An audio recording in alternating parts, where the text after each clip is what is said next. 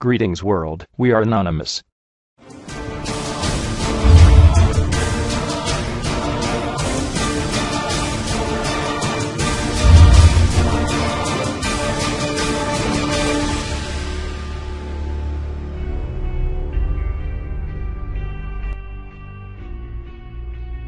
Si le traité ACTA venait à être appliqué, l'Internet tel qu'on le connaît aujourd'hui serait radicalement changé.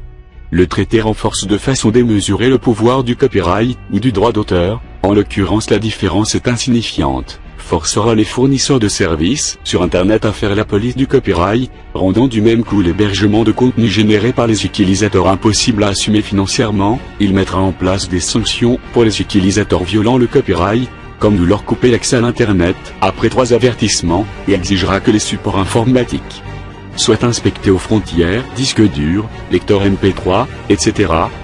Ceux qui contiendraient des fichiers copyrightés téléchargés de façon illégale seraient détruits, et leurs possesseurs se verraient infliger une amende.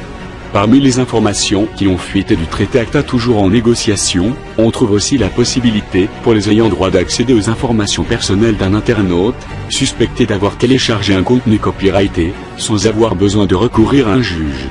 En bref, Adopi, à côté, ce n'est pas grand-chose, et sert simplement à nous détourner d'ACTA. Les négociations autour du traité ACTA se font en dehors de tout cadre, aucune organisation internationale comme l'OMC ne les supervise. Elles ont commencé en 2006 entre les USA, la Commission européenne, la Suisse et le Japon. Depuis, l'Australie, le Canada, l'Union européenne, la Jordanie, le Mexique, le Maroc, la Nouvelle-Zélande, la Corée, Singapour et les Émirats arabes unis se sont joints aux négociations. Ce traité est négocié dans le plus grand secret, mais en mai 2008, Wikileaks.org a publié un document en révélant de nombreux éléments. C'est plus récemment que l'opinion publique a été alertée, grâce à l'EF dans un premier temps, puis à Red Web US en fin d'année dernière. Beaucoup d'analystes en France voient le couple Adopi, l'OPSI comme un premier pas dans la mise en application du traité ACTA.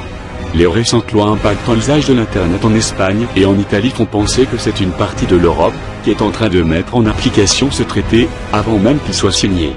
Mais comme le montrent les dernières évolutions législatives concernant Internet en Italie, ce n'est pas seulement le téléchargement pirate qui est visé par ACTA, mais bien l'ensemble du Web 2.0 et de la capacité qu'a donné Internet à tous de s'exprimer, sans même parler du logiciel libre.